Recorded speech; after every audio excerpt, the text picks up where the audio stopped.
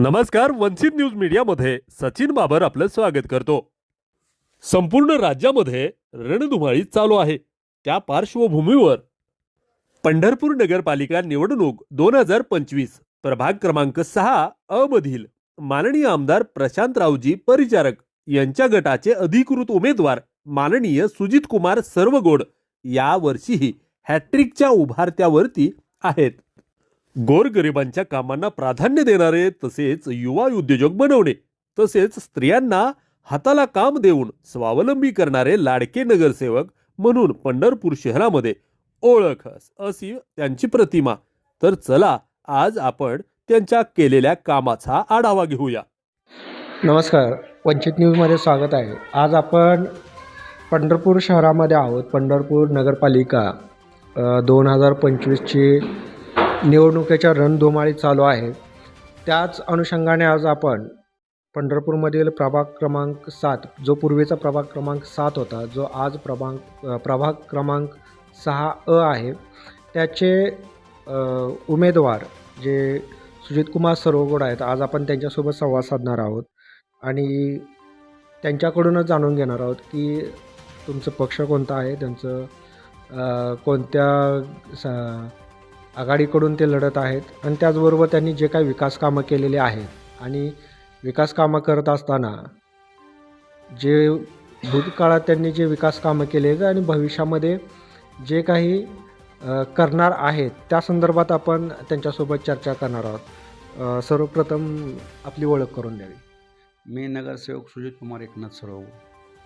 मी प्रभाग क्रमांक 7चा नगरसेवक होतो.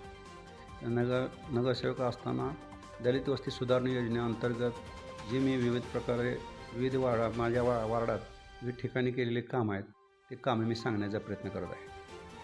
प्रभाग क्रमांक 6मधील गुजरात कॉलनी येथे पिण्याच्या पाण्याचा प्रश्न होता.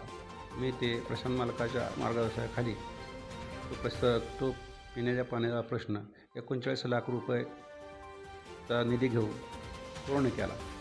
त्यानंतर गुजरात कॉलनीत तिथल्या राहणाऱ्या माणसांची गैरसोय होत होती. त्यावेळी मी तिथं कॉन्क्रीट व पेव्हिंग ब्लॉकचे जवळजवळ 80 ते 90 लाख रुपये टाकून काम पूर्ण करून घेतले.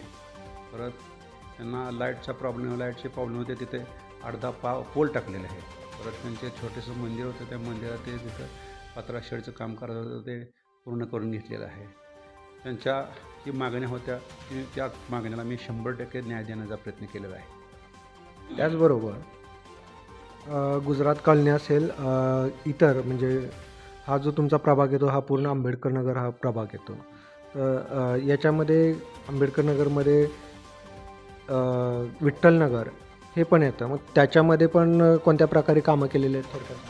दलित वस्तीच्या सुधारणा योजनेअंतर्गत मी 76 लाखाचे काम जवळजवळ कॉन्क्रीट व पेव्हिंग ब्लॉकचे पूर्ण केलं आहे.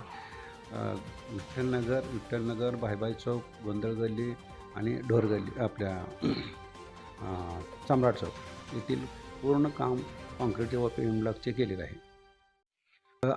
आंबेडकर नगरमध्येच जे काही अजून इतरत्र जे काही कामं केलेले असेल, उदाहरणार्थ असेल की 7 नंबर शाळा आहे, आपली नगरपालिका 7 नंबर शाळा आहे, तिथेही खूप दिवस झाले खूप प्रश्न प्रलंबित होते. त्याबद्दल तुम्ही काय सांगाल?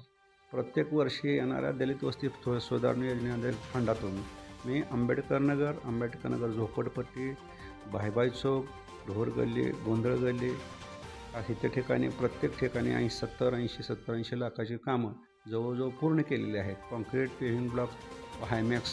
परत बोललं तर लाईटचा प्रॉब्लेम असला जिथं जेवढं शक्य आहे तेवढं मी 100% प्रभागाला न्याय देण्याचा प्रयत्न केला आहे. ही जी कामं आहेत, ही सदर कामं म्हणजे कोणत्या सालामध्ये झाली होती? प्रत्येक वर्षी दलित वस्तीचा फंड मिळत होता. त्या फंडातून 70-80, 60-70, 50-60 लाख अशा पद्धतीचा निधी मी घेऊन ती कामं पूर्ण केली. मध्यंतरी काळामध्ये प्रशासकीय नियंत्रणाखाली पूर्ण नगरपालिका चालू होती. त्यावेळेस प्रभागासाठी काही निधी उपलब्ध केला? हो, प्रशांत मालकाच्या मार्गदर्शनाखाली आम्हाला नेहमी वार्डाच्या कामानिमित्त बोलवलं जायचं आणि त्यांनी DPDCच्या प्रयत्नातून दलित वस्तीचा फंड आम्हाला दिले गेलेला आहे. म्हणजे ही गोष्ट इथं आवर्जून सांगण्यासारखी आहे की प्रशासकीय नियंत्रणाखाली ही नगरपालिका सुरू होती आणि त्या अंतर्गत असतानासुद्धा दलित वस्तीचा निधी हा स्वतःच्याही प्रभागात वापरण्यात आलेला, म्हणजे स्वतःच्या पण प्रभागात दलित वस्ती निधी घेतला, परंतु आपल्या जो शेजारचे पण प्रभाग आहे जिथे दलित वस्ती निधीचा जास्त गरज होती त्या ठिकाणी त्यांनी त्याचा वापर केलेला आहे. वंचित न्यूजसाठी मी सचिन बाबर, धन्यवाद.